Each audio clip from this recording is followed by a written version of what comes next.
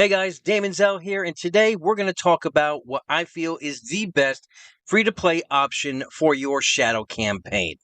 So, without further ado, let's get into it.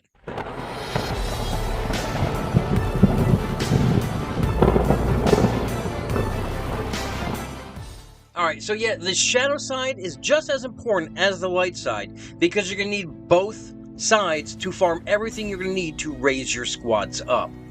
And yes, currently I am still not in that 40 range to progress further as other people are in the game. I restarted my account, started launch day just with everybody else. But in my dealings from the soft launch as well as playing throughout, I feel that I've come up with the best Shadow side. Now, there is some variations that I feel could work in your favor.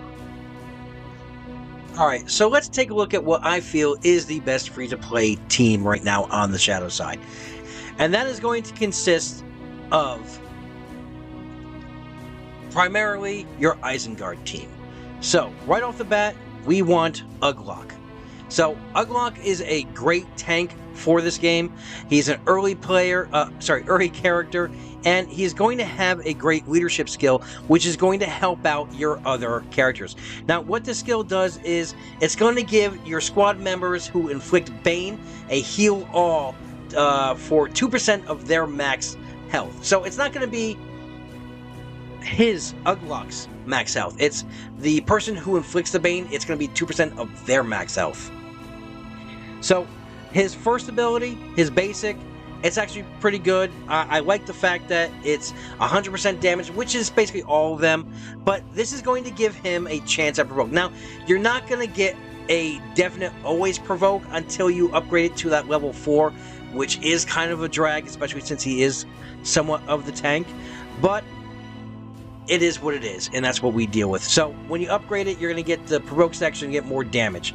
Now, on his special, that is a great move right off the bat, especially for Arena, because it's going to give that blind for at least one turn. Now, when you upgrade it to the second level, it's going to take that stamina cost from 5 down to 4, and subsequent upgrades is going to increase the damage on that.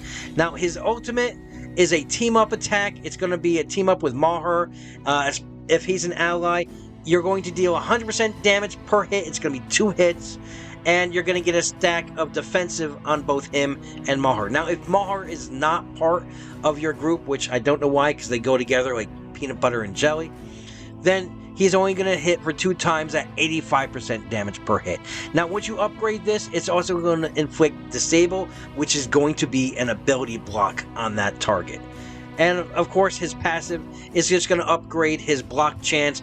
And when he does have a successful block, he's going to inflict weak-minded on the person that hit him.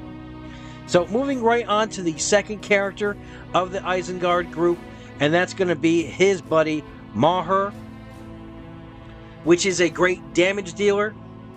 Now, his basic leaping stab, it's going to just be damage and crit. Now, once you upgrade this past level 4, he's going to get 5% additional crit per Bane on the enemy. So, if you have, say, an enemy with 4 or 5 Banes on them, that's going to add up a lot. That's a lot of crit chance to hit off. Now, his special is a light heal on himself. It's going to cast regeneration, and it's going to give him deadly, which is basically a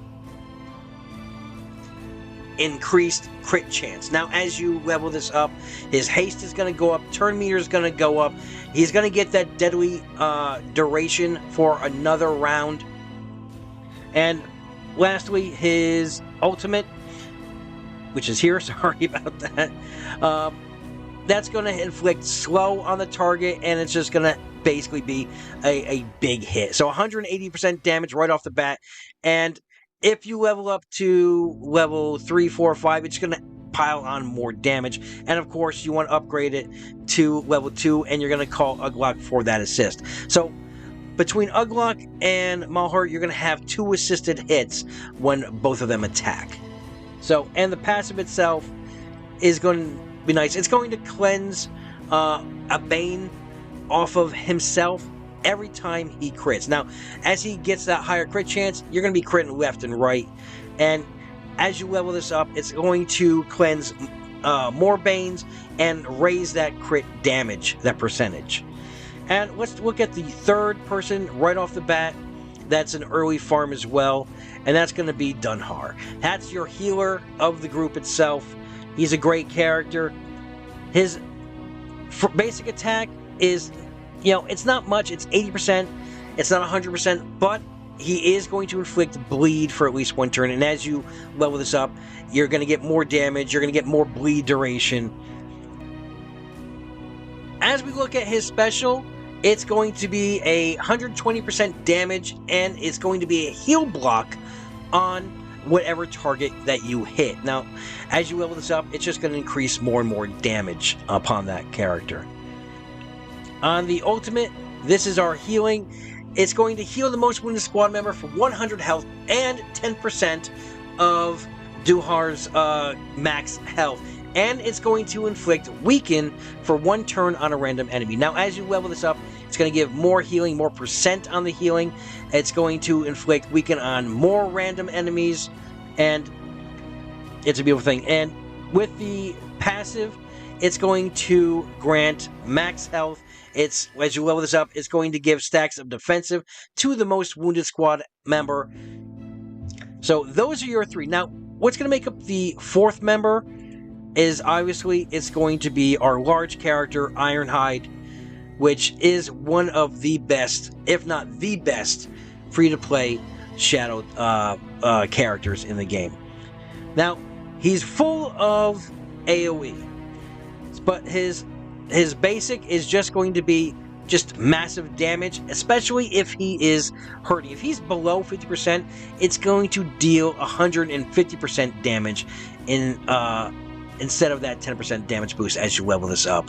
So, as he gets hurt, he's going to inflict more damage. Now, the nice thing about his first AoE, which is a 5 energy cost, so you're going to be able to get that right off the bat, but you're going to have to wait a little while to bring that back. Now, that's going to not only hit all the enemies, but it's also going to dispel at least one boon from each of those enemies. And as you level it up, it's going to be more damage. If you get it all the way up to 6, it's going to bring that cost from 5 down to 4. Now, his ultimate is also an AoE. It's going to be a charge. It's going to attack all the enemies for 110% damage and an additional 5% damage for any Mordor ally below 100%. And as you level this up, it's going to add more damage and more percent damage as well. Now, his passive itself is just going to give more armor. It's going to give max health. But he has an additional passive, and that's because he's a large character. All large characters are going to have this. You're not going to be able to upgrade it because it's prevalent for all of them. And that's basically stating that the character takes 20% less damage from enemies with daggers and staves, but he's going to take 25% more damage from two-handed swords and two-handed heavy weapons. So, and he's also going to get 15% max health and 15% damage, but he's going to lose 10% speed. So he's a slow character, but he is strong. On that fifth and final spot in the early game, you can go two ways. Now, I've gone two different ways. Nurez is great. I like Nurez. It's going to give you the ability to sidetrack being able to have only one large character on the team, because he's going to have on his ultimate a summon, which is going to summon a troll Stonebreaker. And again, it's just going to be damage. It's going to be AoEs, but he's going to come in with a provoke.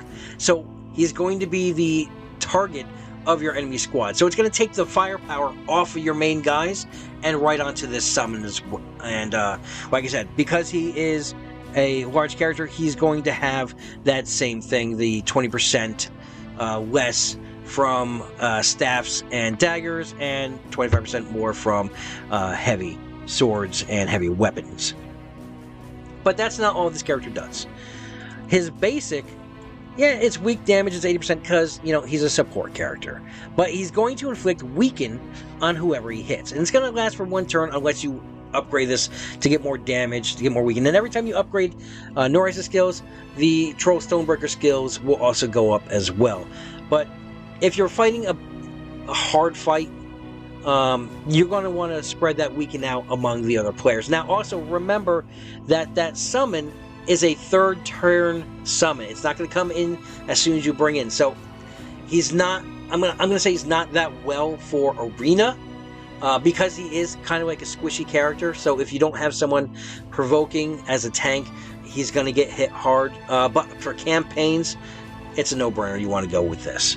The nice thing about the special is it's going to, as you level it up, it's going to cleanse some Banes off of random allies.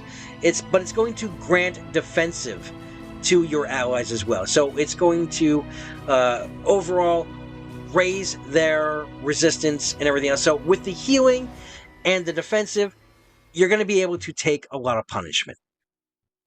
Now, and again, his passive is he's going to throw provoke on the troll ally. We talked about this, and max health, more chance for provoke. Now you could go another way, and I recommend this. Excuse me. For campaign nodes that give you a guest ally, because you can only have 6 characters in your party. That's including summons. So if you have a guest ally, his troll summon is basically useless. So it's a little bit out there, but I would suggest going with Edric. He's a Dunling. He is ranked as a C tier, whereas Nurez is a B tier.